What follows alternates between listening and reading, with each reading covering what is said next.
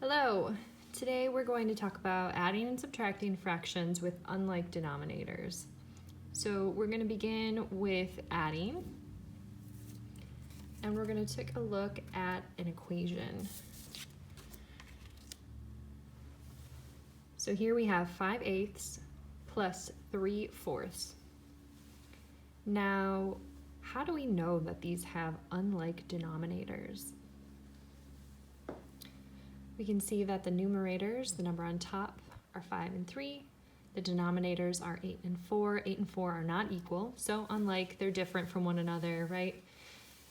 And we cannot add fractions with unlike denominators. So let's take a look at just an 1/8 and a 1/4 here. If we're adding these together, we can see that they're different sizes. So we can't add the numbers on top because it's not going to actually equal the amount of space taken up by these fraction pieces. So what do we need to do? Well, first let's build the fractions. So we have 5/8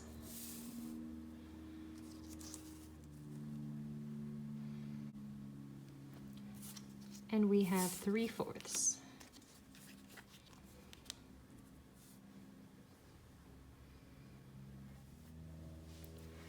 So what we have to do from here is we have to use our knowledge of equivalent fractions to find fractions that equal these values, but have a matching denominator.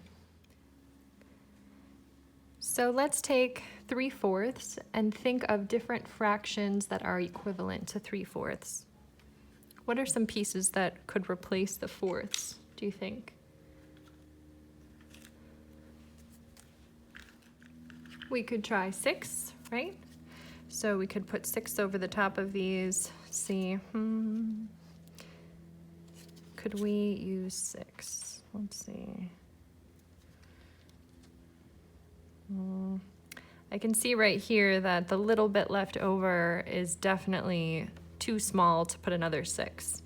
So not gonna work. What other fractions might we try? We could try 1/8, right? So let's take some 1/8 pieces and cover these up. Okay.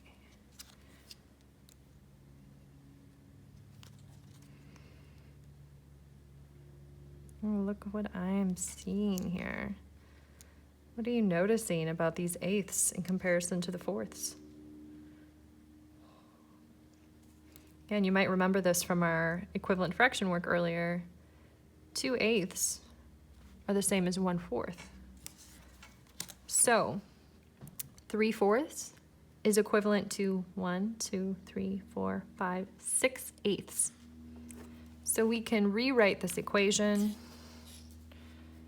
5/8 plus 6/8. All right, get this out of the way. Here's what we're solving. So we're going to take the 6/8 and add them to the 5/8. So we can just start by filling in this circle.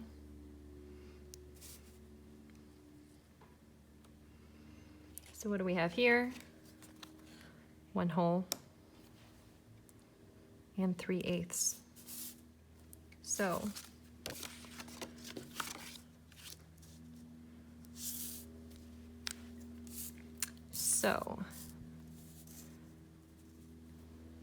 5/8 plus 6/8 equals 1 and 3/8. Ta-da! So let's try this out on paper. We are going to use the equation 1/4 plus 1/2. So let's copy that down on our paper.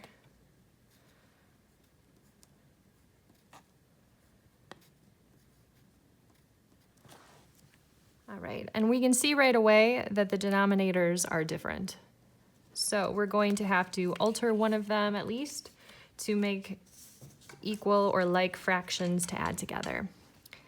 So I'm going to look at the smaller denominator first, and I'm going to consider if there is a number I can multiply the smaller number to get to the larger number. That's always my go-to. So I know that if I multiply 2 by what number will I get 4? 2, right? So that means that I can easily transform this fraction into an equivalent fraction that has a 4 as the denominator. So what I'm going to do is I am going to create an equal equation. I'm going to keep 1/4 the same. It's fine, perfect the way it is. And then I'm going to add that 1/2, but I'm going to do a little work on it.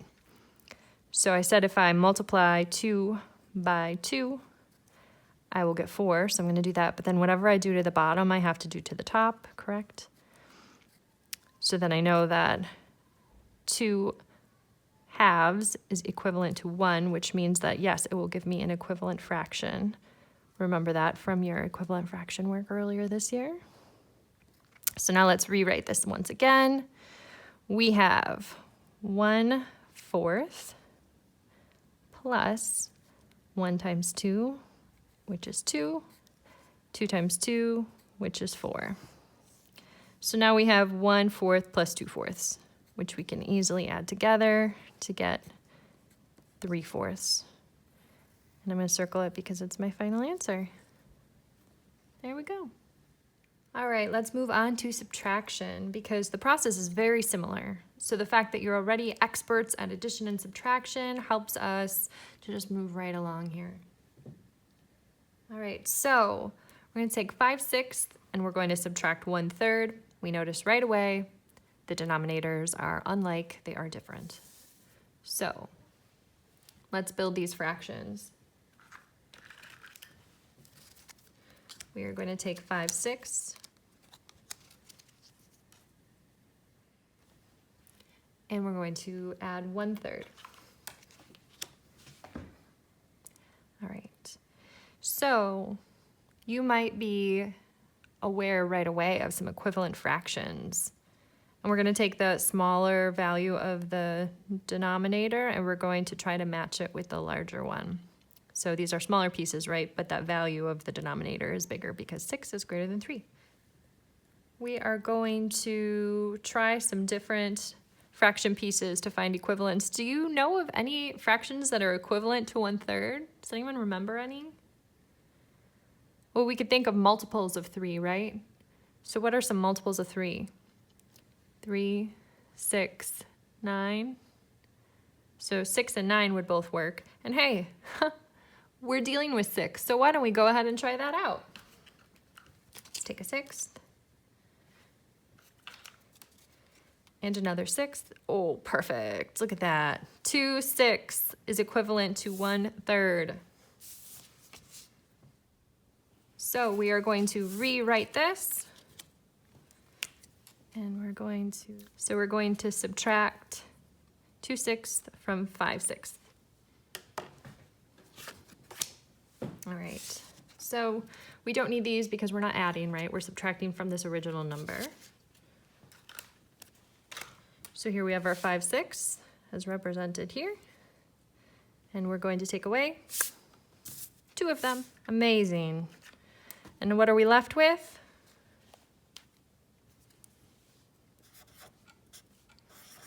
3/6. Lovely. Does this look equivalent to anything? It does, doesn't it? I wonder. Ta-da! So we could reduce this.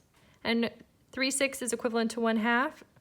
We could write this in the smallest form. The least amount of pieces we could use to fill this space would be 1/2. So you could write 3/6. You could also write 1/2. So let's do this on paper. We are going to use the equation 6/10 minus 1/2. So go ahead and write it. 6/10 minus 1/2. All right, so we're going to take a look at that smaller value denominator and see if there's anything we could multiply it by to get to the larger one. Is there anything you can multiply 2 by to get 10? Yes, 5, right? Woohoo! All right, so let's rewrite this. We're going to keep 6/10 just as it is. Subtract, and then do this little operation here of 1/2. Multiply the top and the bottom both by 5. And that gives us our new equation. So again, we have 6/10 minus 1 times 5, which is 5, 2 times 5, which is 10. And now, oh my gosh, we can solve this, right? We have 6/10 minus 5/10. What's 6 minus 5? 1. We have 1/10. All right, I want to do one more with you guys that's a little bit more challenging. We're going to take 6/9 and we're going to subtract 1/2. So what we've been doing so far is we have been taking a look at the smaller value denominator and deciding if there was anything that we could multiply it by to get the larger denominator. Here we have 9 and 2. Is there any distinct relationship between 9 and 2?